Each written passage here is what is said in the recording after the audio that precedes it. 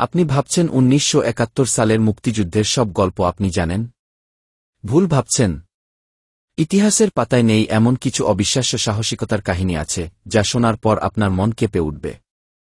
আর আজ সেই বীরদের জন্য যে সামান্য ভাতা দেওয়া হয় তা আবারও দেরি হচ্ছে। প্রশ্ন হচ্ছে, কেন বারবার এই প্রতিশ্রুতি ভাঙা হচ্ছে? কে দায়ী? আর কেন আমাদের স্বাধীনতার নায়কদের সাথে এই অবিচার? ১৯৭১ সালের মুক্তিযুদ্ধ কেবল অস্ত্রের যুদ্ধ ছিল না, এটি ছিল একটি মানুষের সাহস, ত্যাগ আর বুদ্ধিমত্তার যুদ্ধ। ইতিহাসে আমরা বড় কমান্ডারের নাম শুনি, কিন্তু গ্রামের কৃষক, স্কুলের ছাত্র, গৃহবধূ, মাঝি, তাদের অসংখ্য কাহিনী রয়ে গেছে অজানা।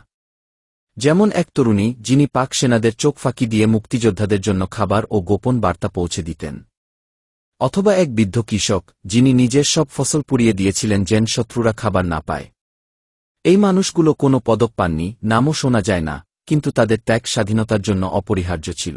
এখন প্রশ্ন হচ্ছে, যাদের ত্যাগে আমরা স্বাধীন বাংলাদেশ পেয়েছি, তারা কি আজ সম্মান পাচ্ছেন?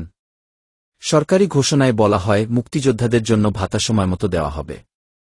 কিন্তু বাস্তবে আমরা দেখি মাসের পর মাস দেরি। এতে কষ্টে পড়ছেন সেই সব মানুষ যারা বয়সের ভারে নুবজ, অনেকেই অসুস্থ, অনেকে একাকী। কে দায়ী এই দেরির জন্য? কাগজে কলমে প্রতিশ্রুতি থাকলেও বাস্তবে কেন বারবার প্রতিশ্রুতি ভাঙা হচ্ছে? মুক্তিযোদ্ধাদের জন্য এই সামান্য সহায়তাও যদি সময়মতো না পৌঁছায়, তাহলে এটা কি তাদের সাথে এক ধরনের অবমাননা নয়? মুক্তিযোদ্ধারা আমাদের স্বাধীনতার ভিত্তি। তাদের গল্প বলাও আমাদের দায়িত্ব, তাদের প্রাপ্ত সম্মান দেওয়া তো আরও বড় দায়িত্ব। প্রতিশ্রুতি ভাঙা নয়, এখন সময় এই নায়কদের প্রাপ্যটি নিশ্চিত করার।